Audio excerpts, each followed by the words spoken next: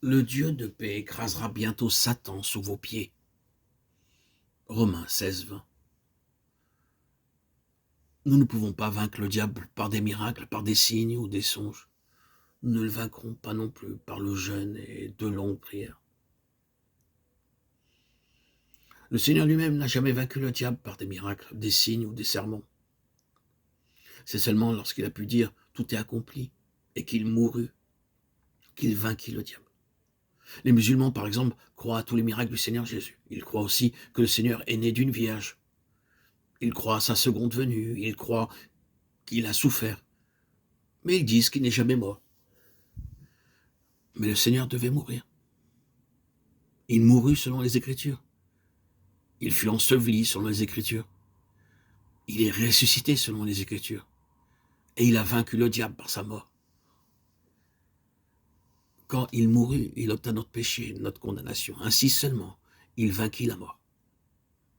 Nous pouvons vaincre le diable uniquement de cette manière et jamais par la seule connaissance biblique. Nous pouvons continuer de dire « Satan, ne me dérange pas, je connais ma Bible ».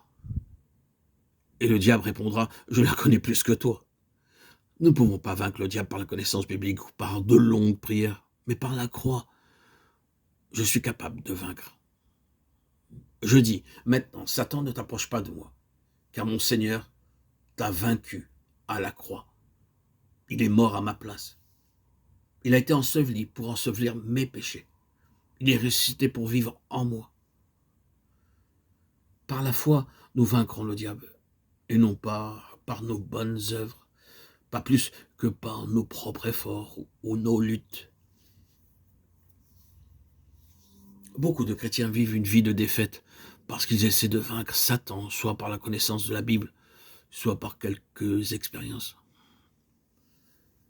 La victoire de Dieu est à la croix.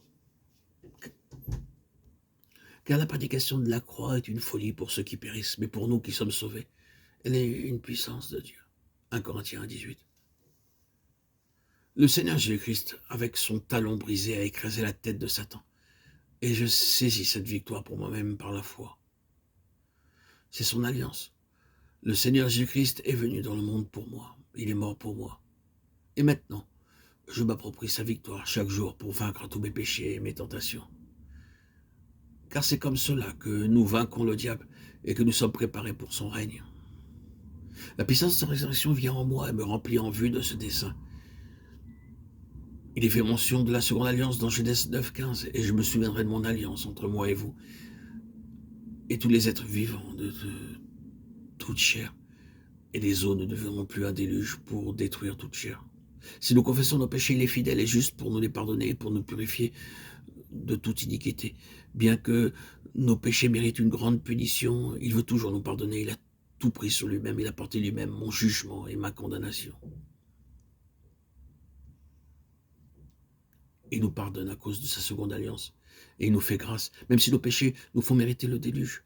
Quand bien même nous serions impies, rebelles et souillés, cependant il nous fait grâce à cause de cela. Je peux l'invoquer n'importe quand. Seigneur, j'ai péché contre toi, je t'ai offensé. Dans ta bonté, pardonne-moi.